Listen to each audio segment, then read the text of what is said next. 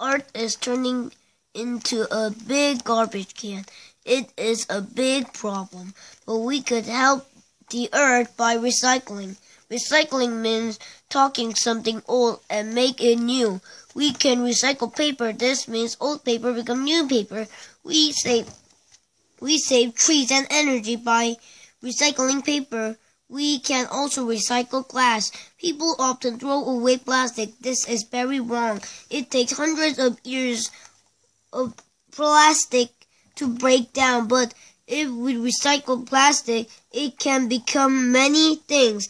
It can become a piece of future. It can become thing on the road. It can even become garbage cans.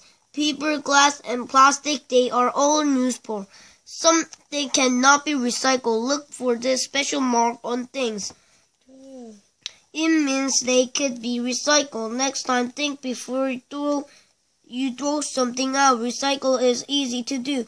You can help clean the planet.